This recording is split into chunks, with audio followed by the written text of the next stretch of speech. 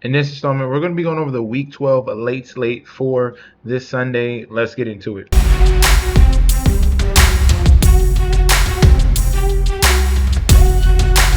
Welcome back to the channel. It's your boy Chef D, and I'm here to bring you the winning ingredients for our late slate for Week 12 this Sunday. But before we deep dive into that, don't forget to like, comment, and subscribe to the channel. Make sure you follow me at Instagram and Twitter at MetsNetSD. Don't forget about that TikTok at Chef_D91, and don't forget about that Patreon. Right now, at the homepage of the YouTube channel, currently at 10.3 thousand subscribers. This is the road to 20K, and we're well on our way because you guys are showing up each and every single day. If you already subscribed, continue to like and comment. That helps the YouTube algorithm so you can grow to a much broader audience. All right, now for the yesterday, that is perfect English right there.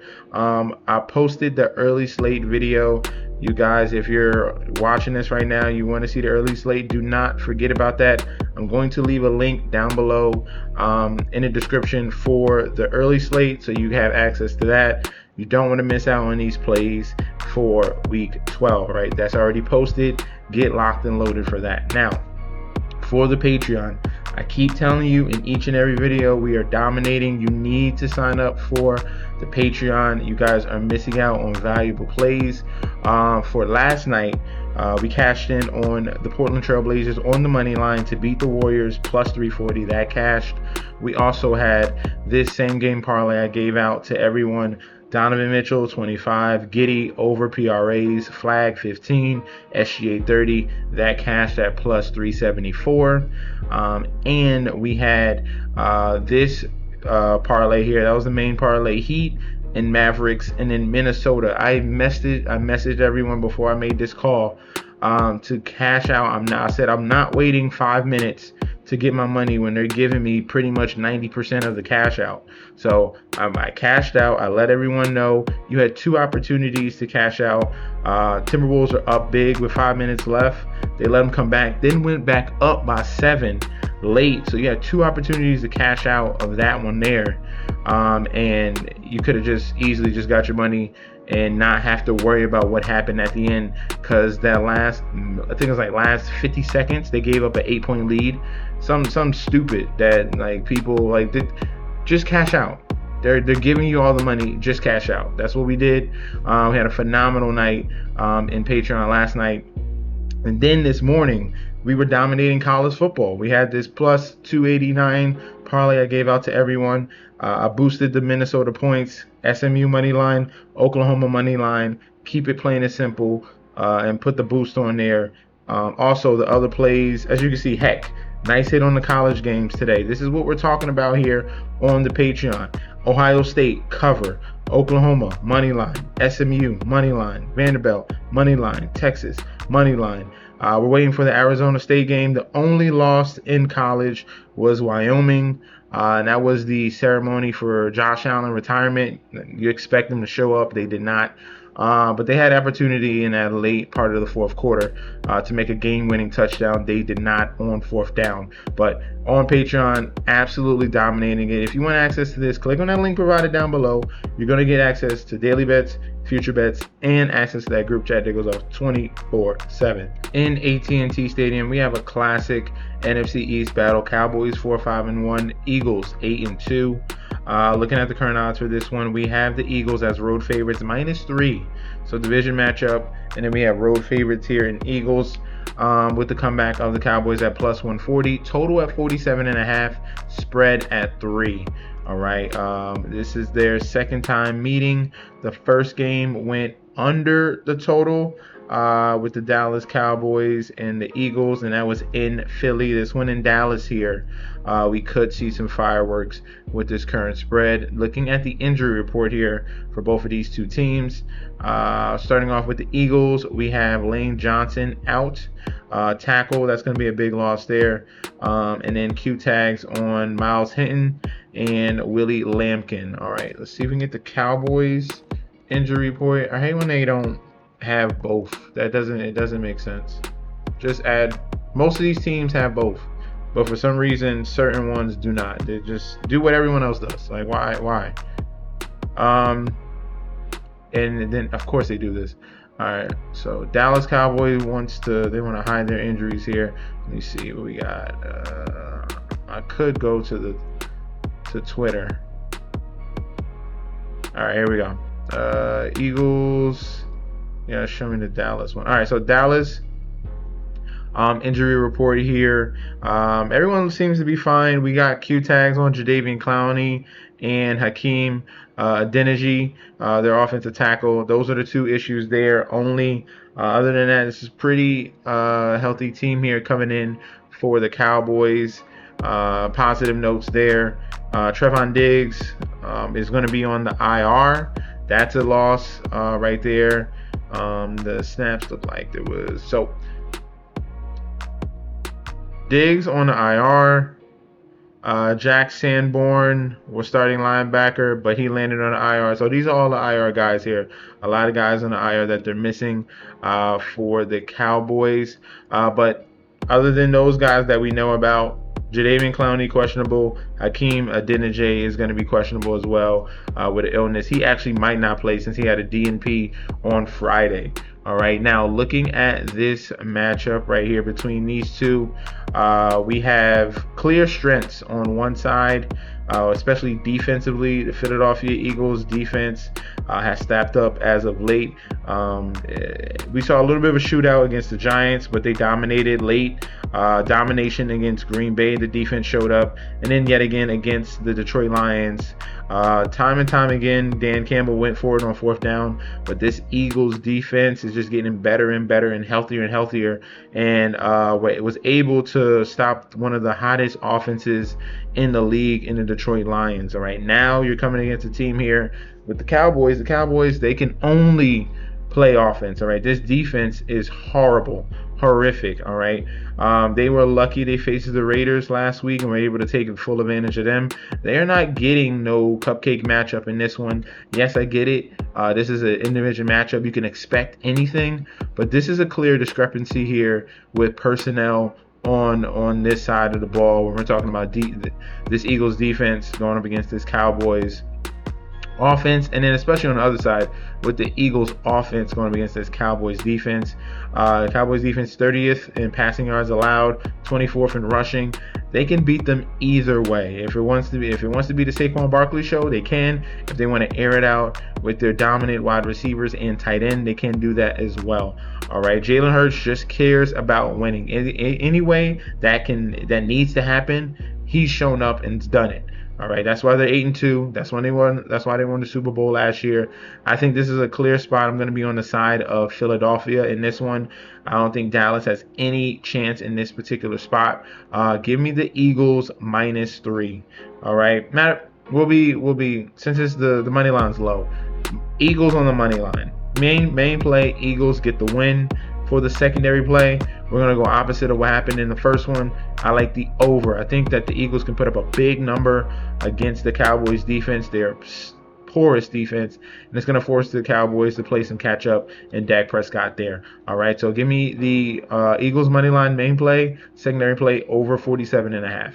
In Allegiant Stadium here, we have the Las Vegas Raiders 2-8 going against the Cleveland Browns 2-8. For the odds in this one, we have Raiders home favorites -190, Browns on the money line with the comeback at a +155, total at 36, spread at 4. All right, public bet percentage in this one here. If we go over to the odds, checking out the money line, we have 52% of the bets coming in on Las Vegas, 82% of the money on Cleveland. For the total, 68% of the bets, 54% of the money on the over 36, and then for the spread, 82% of the bets, 84% of the money on Cleveland to cover the 4 points. All right, I thought this was going to be a little bit opposite here, going by what we saw last week from Shedeur Sanders, but obviously he was thrown into a situation clearly wasn't ready for, and that's not fair to him for not allowing him to get any first team reps at all. So that it was really just a bad situation for Shedeur Sanders last week. This week they finally have a game plan surrounded around him and his qualities here to go up against the Raiders. All right, now for the injury report, The Browns, we have Jamari Thrash, wide receiver, out. Alex Wright, DN, out. And a Q tag on Jack Conklin. For the Raiders, they're fully healthy. This is one of the uglier matchups. All right, the benefit, the most, the one side that I trust the most out of the four we're talking about is the Cleveland Browns defense. The Cleveland Browns defense, I have more trust than the Raiders offense or Raiders defense, and definitely I have more trust in them than the Browns offense. We don't know what we're going to expect from Shedeur Sanders in this game, and that also throws a wrench in the Raiders' game plan. They don't have much film to go off as well. I get it. He came into that game last week, but there was no game plan at all. They just threw him out there just because Dylan Gabriel was hurt, and we need you to finish this game, like literally. So this is going to be a big surprise here. They can catch the Raiders off guard. I can see the Browns getting up to an early lead, and I think the best value would be on the side of the Browns in this one. I'm going to have to agree with the Sharps here. Give me the +4 on the Browns. I definitely don't trust the Raiders with a spread more than 3 points. And I do think that Shedeur Sanders will perform better than what I expected. And then yet again, I like the Browns defense going up against Geno Smith, who has reverted back to his old self with these turnovers and hasn't looked sharp at all this year for the Raiders. All right, so give me the +4 on the Browns.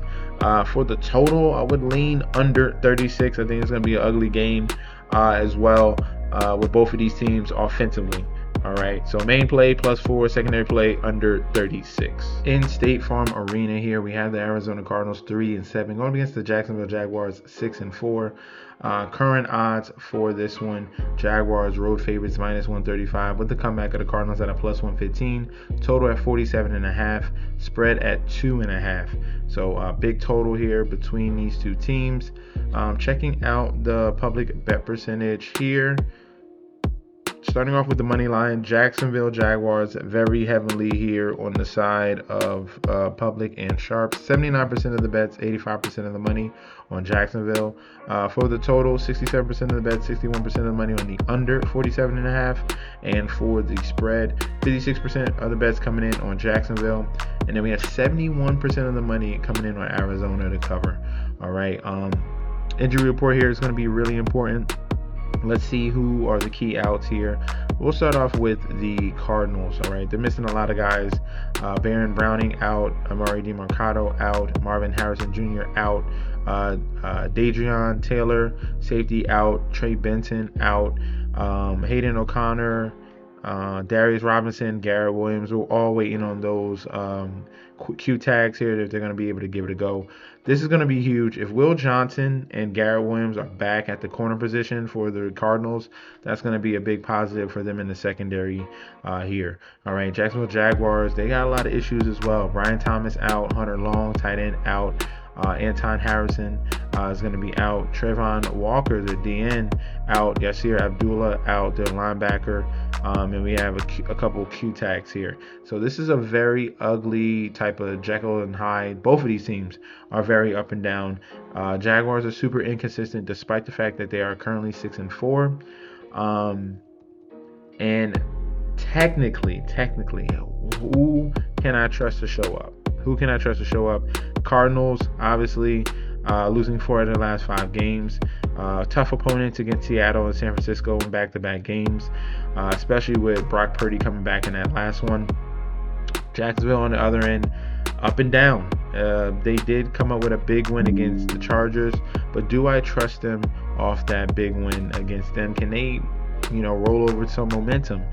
They are definitely capable of stepping up here and taking advantage of Cardinals, who I think are the worst team in this particular position here. But I need to rely on their defense, and they struggle against stopping passing offenses here. And the Cardinals under Jacoby Brissett have been looking really, really fluent offensively, but was that smoke and mirrors against San Francisco because they were down? A lot of question marks there as well. So this one here, I'm gonna stick with the total. I think that both of these teams can put up points. Cardinals defense has been shaky. Jaguars defense, passing wise, against opponents, passing offenses have been underwhelming. I'm gonna lean towards the over 47.5 as my main play. My secondary play, I'm gonna have to go with the underdog at plus 2.5. All right, so give me the over in the total in this one, and give me the plus 2.5 on the Cardinals. In Caesars Superdome here, we have NFC South rivalry here. Saints 2-8, Atlanta Falcons 3-7.